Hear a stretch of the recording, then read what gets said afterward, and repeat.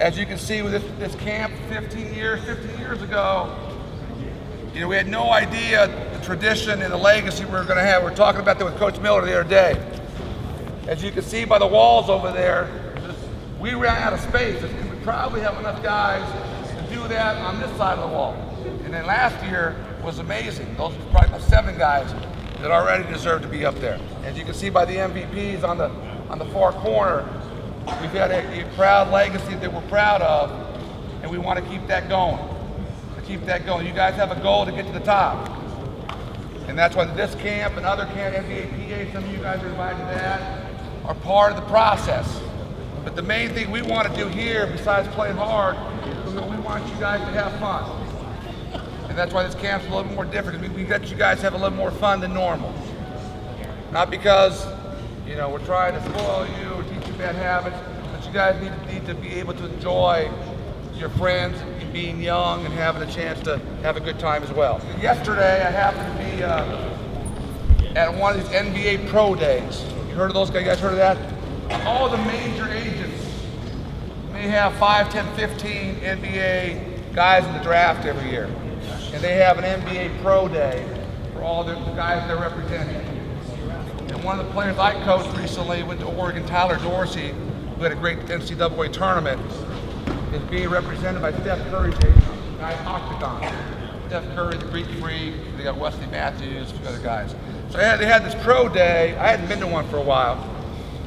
And I'm pulling up, and the Suburban like cuts me off in front. All of a sudden, like Phil Jackson walks out.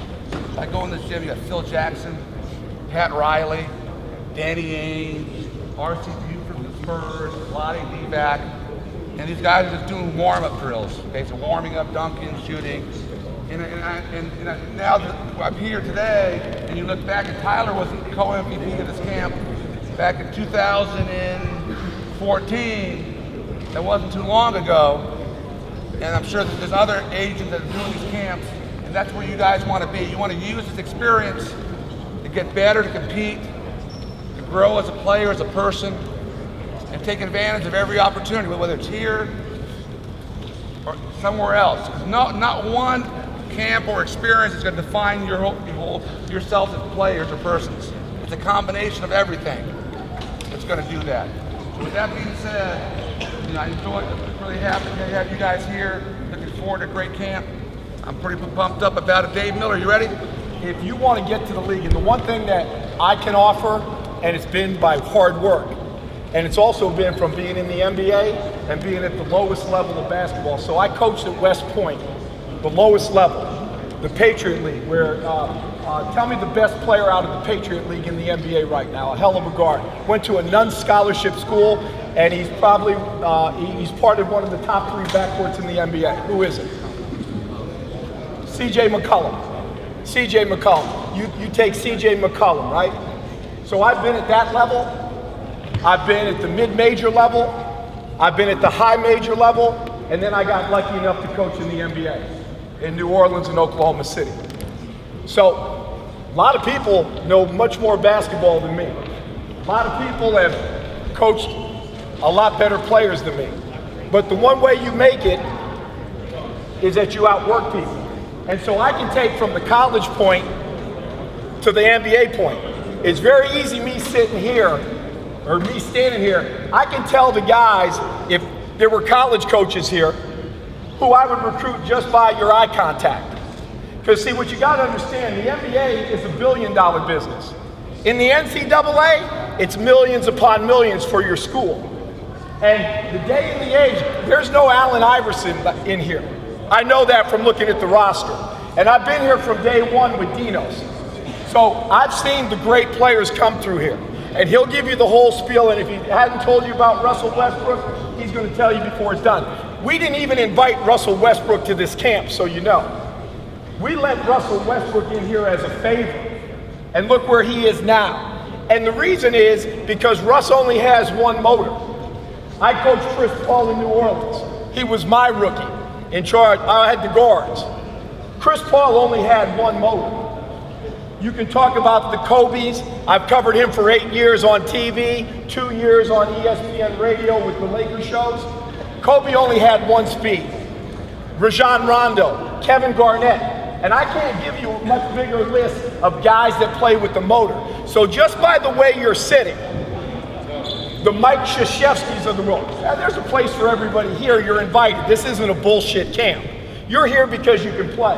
But for those of you that want to play at the highest level, that's the difference for some of you of making it to the highest level, of how you walk into a gym, okay? All this BS about coaches that are worried about graduating kids, what's the number one thing a college coach wants to do?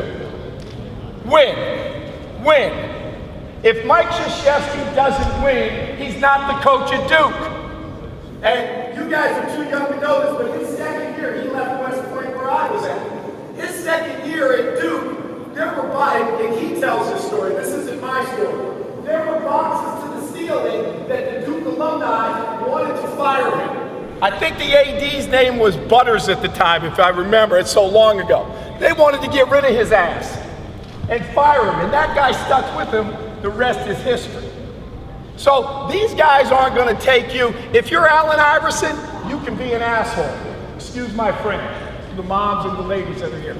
If there's a LeBron in here, you can do whatever the hell you want. But I'm going to tell you this, I watched 3 or 4 guys in this camp a year ago that are going to high major places, and I'm going to tell you, the word with the NBA guys are, don't know if we want him after next year. There's one of them that's a one and done, no question. But are you willing to bank millions upon millions of dollars on a dude? So it's hard for me sometimes to separate from my 20 years of college basketball to my NBA basketball, but I'm gonna tell you this as a recruiter, and that's what I did. University of Texas, West Point, Utah State, and USC. I've recruited at every level. So I've sat there and watched games. The coolness factor is out. You can either play hard or you don't. Like I said, very few guys that can flip the switch. And that's why guys make it, and that's why guys always say, I got screwed. Oh, yeah, you know, if I had $1 for every guy that I see on the street that tells me they almost played in the NBA, and most guys lie and say, oh yeah, I played in the pros. Because everybody's got this ego. But as I look out here, now I'm starting to see some faces that I put names with the roster. There's some high major talent in here. Now the difference is going to be who's going to get to play at Kentucky? Who's going to get to play at Duke? Or who's going to have to play at the next level? That doesn't depend on the coaches. That depends on you. And when it comes down to it, like I said, there's that much of a difference. I could tell you about all the NBA guys I coached. I could tell you about more than not that didn't make it. I've got probably 50 guys that I coached in college that were the last time or got invited to the summer league, and then they end up going to play in Europe. And Europe's not a bad thing. I don't know if there's too many people in here that their parents are making $300,000 a year tax-free for about 6 months. Free housing, free cars. If you're not good enough to go to the NBA, you can still use that basketball. Throw me that ball, son. This thing sure beats a 9 to 5. How many people over here work 9 to 5? A lot of you? Y'all work 9 to 5 or you rich over there? So they go to work. This basketball, I've been doing this shit for 28 years. I ain't never worked a day in my life. Never worked a day in my life. Never. Thanks to this. And that's what you need to see.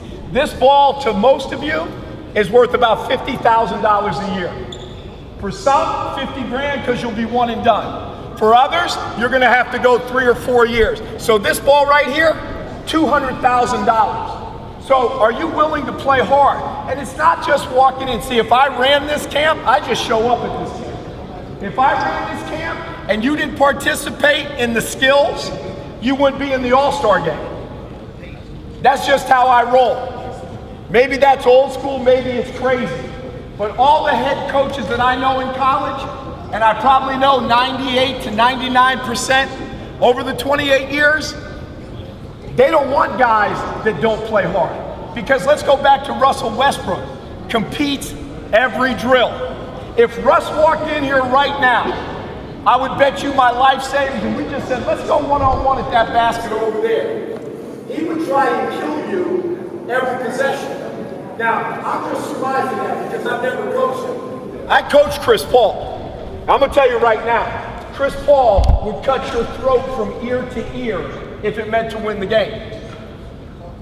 So, for those of you that have that killer instinct, that's a great thing. That's really my theory on how you make it. Have passion, go hard, and know this.